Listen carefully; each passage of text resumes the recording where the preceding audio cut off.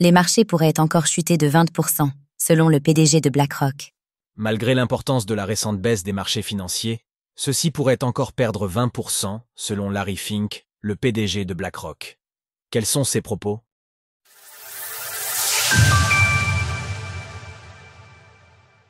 Le PDG de BlackRock met en garde vis-à-vis d'une potentielle baisse des marchés. Alors que l'humeur est morose sur les marchés financiers, en conséquence de la guerre économique de Donald Trump, Larry Fink, le PDG de BlackRock, en revenu sur la baisse lors d'une prise de parole lundi à l'Economic Club of New York. Selon ses propos, le climat actuel constitue plutôt une opportunité d'achat à long terme qu'un signal de vente, car il n'y aurait pas de risque systémique. Néanmoins, cette baisse des marchés pourrait encore se poursuivre à court terme. Cela ne veut pas dire que nous ne pouvons pas chuter encore de 20% à partir de maintenant. Ainsi, le PDG de BlackRock fait état du pessimisme ambiant parmi ses contacts. La plupart des PDG avec qui je discute diraient que nous sommes probablement en récession actuellement. Si la dite baisse est particulièrement notable en matière de volatilité, un bref coup d'œil en arrière permet aussi de relativiser. En prenant l'exemple du S&P 500, ce marché avait perdu plus de 35% lors de la crise de Covid-19, entre son plus haut historique, ATH, de l'époque, et le point bas qui a suivi.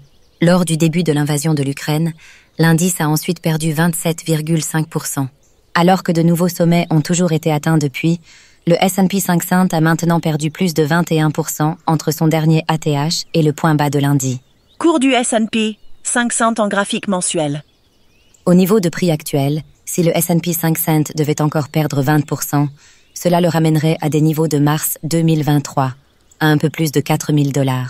Pour Larry Fink, cette crise a aussi un impact qui dépasse le secteur financier, pesant également sur les investisseurs particuliers.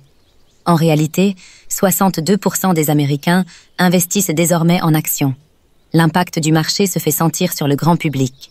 La crise va geler de plus en plus la consommation, et je pense que nous allons le constater très rapidement.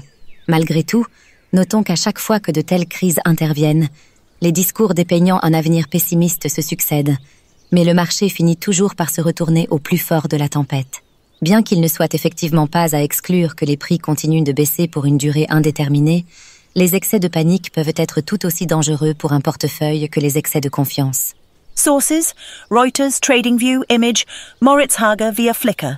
CC by NCSA 2.0. Retrouvez toutes les actualités crypto sur le site cryptost.fr.